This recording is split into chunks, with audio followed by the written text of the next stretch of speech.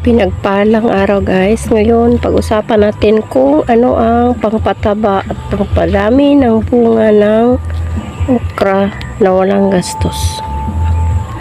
Yan ang aking okra. Ang ginagamit ko lang dyan ay ang hinugas ng isda. Ang first na hinugas na isda na may halong dugo ay yung siyang aking pinalagay sa kaniyang puno. Hindi naman araw-araw, pag makabili lang ng isda. Tingnan niyo, ang dami niyang bunga. Patuloy pa siyang namulaklak at ang taba, ang laki, mga lalaki ang mga dahon. Para lang ito sa backyard gardening. Wala ka ng gastos kasi yung hinugas lang ng isda ilagay mo sa kanyang puno para tumaba siya at maghitik ng maraming bunga. Ilan ang puno? 4 na puno lang itong okra. Yan ang linalagay ko. Pag makabili ako ng isda, yun ang nalagay sa kanyang puno. Yan lang ang sikreto para madami ang bunga sa okra na walang gastos.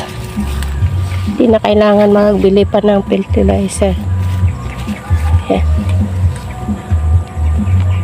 Tingnan nyo guys, ang taba niya.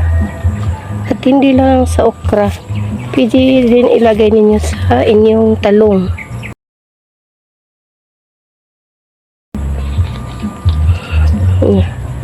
Mag-umpisa ng mamulaklak.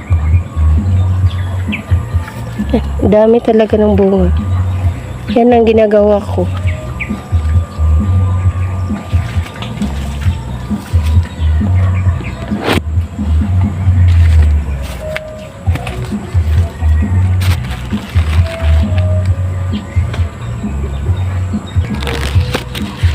Ayan, mulaklak siya.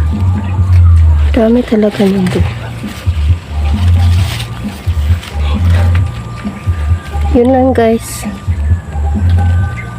share ko lang sa inyo ang mga organikong pamaraan para hindi na tayo mahirapan pang magpili ng fertilizer para sa ating backyard gardening.